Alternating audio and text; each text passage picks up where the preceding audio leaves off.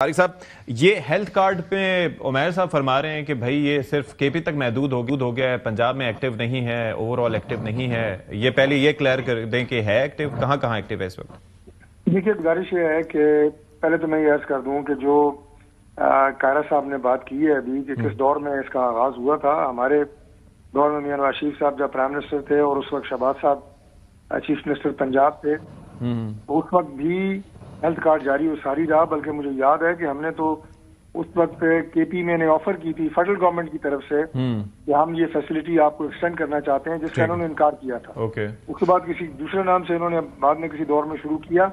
لیکن آج یہ پنجاب میں ہیلتھ کی فیسلٹی غریب اور نادار مریضوں کو دو طریقوں سے دی جا رہی ہے. ایک اس میں آپ کے یہ ہیلتھ کارڈ جو ہے اسی حوالے سے، لیکن یہ الگ بات ہے کہ ہم نے ہیلتھ کارڈ پہ کوئی اپنی پارٹی کا جھنڈا نہیں لگایا اور نہ اپنی لیڈرشپ کی کوئی تصویریں لگائی ہیں. دوسرا جو فیسلٹی ہے وہ ہمارا ہے پاکستان بیت المال.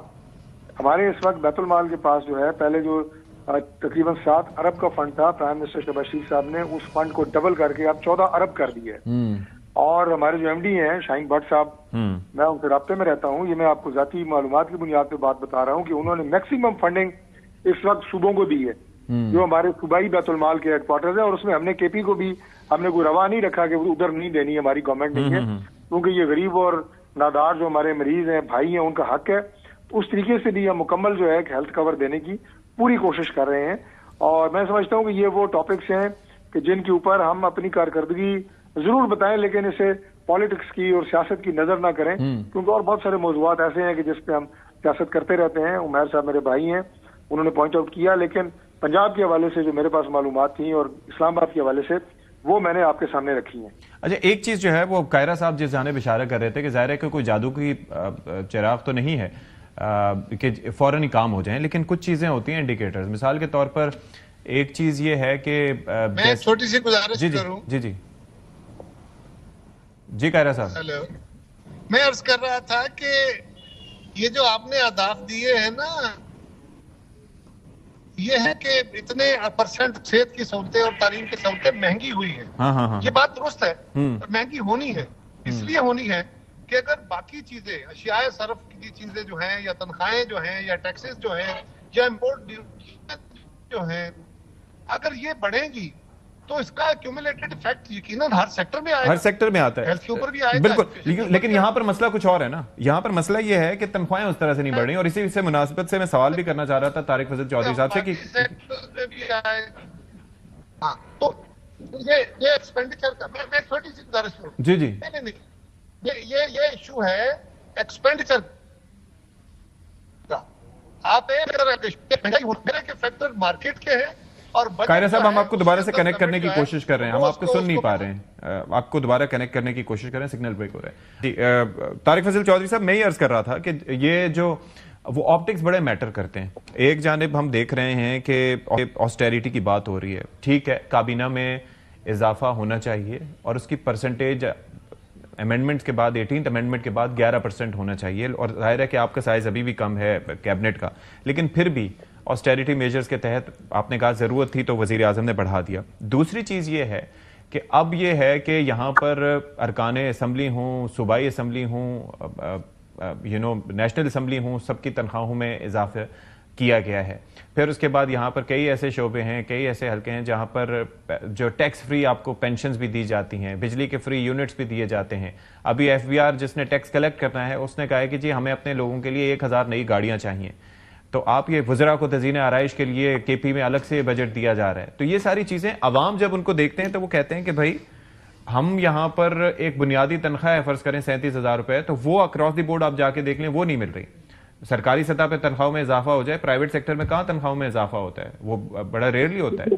تو یہ وہ چیزیں ان پہ کام کرنے کی ضرورت ہے. میں بڑا تو سمپلیفائی کر دیتا ہوں کہ آپ کی طرح ایک بڑے سینئر اینکر تھے، انہوں نے مجھے کہا کہ آپ کی اسمبلی کیفیٹیریا میں آپ کو جو چائے ہے وہ بڑے سبسڈائز ریٹ پہ ملتی ہے. اچھا، میں نے انہیں سے کہا کہ میں آپ کو بل بھیجوں گا کہ جو چائے کا بل ہم دیتے ہیں کیفیٹیریا میں اور ساتھ اس کے بسکٹ اور کیک. جب میں نے بل بھیجا تو انہوں نے مجھے میسج کیا کہ یہ لوگ تو آپ کو لوٹ رہے ہیں اور بہت مہنگی چائے آپ کو دے رہے ہیں. آنےسٹ میرے پاس ہے، آپ کو بھی بھیج سکتا ہوں. گزارش یہ ہے کہ میں الحمدللہ میں نے حلف اٹھایا بطور وفاقی وزیر کے. ایز فیڈرل منسٹر نہ میرے پاس گاڑی ہے، نہ مجھے تنخواہ ملتی ہے.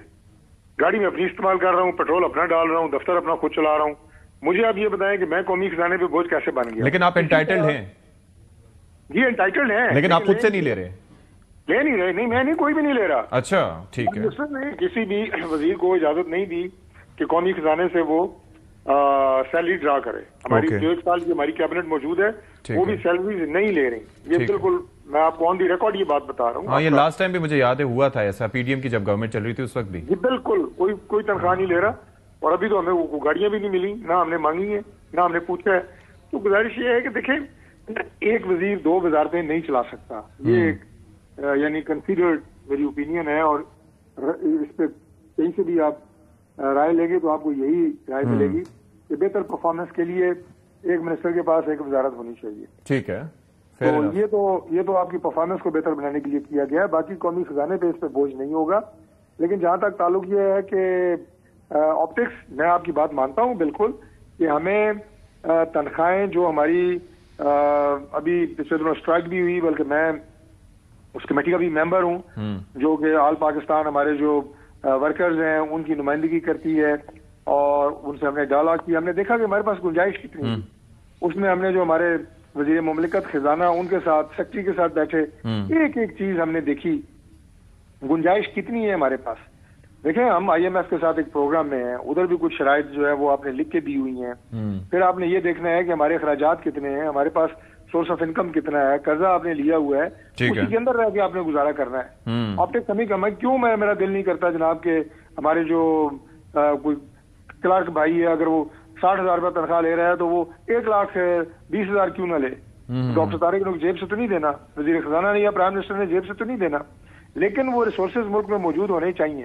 میں نے آپ سے یہی بات کی ہے کہ 1 سال میں ہم نے پوری کوشش کی ہے ایمانداری سے کہ ہم حالات کو بہتر کریں, اور اب انشاءاللہ ملک وہاں پہ آ گیا ہے کہ ڈیفالٹ کا خطرہ ٹل گیا ہے, انڈیکیٹرز بہتر ہو رہے ہیں, اور جب یہ بہتر ہوں گے اکنامک انڈیکیٹرز, تو ان کا الٹیمیٹ جو بینیفیشری ہوں گے وہ عوام ہوں گے.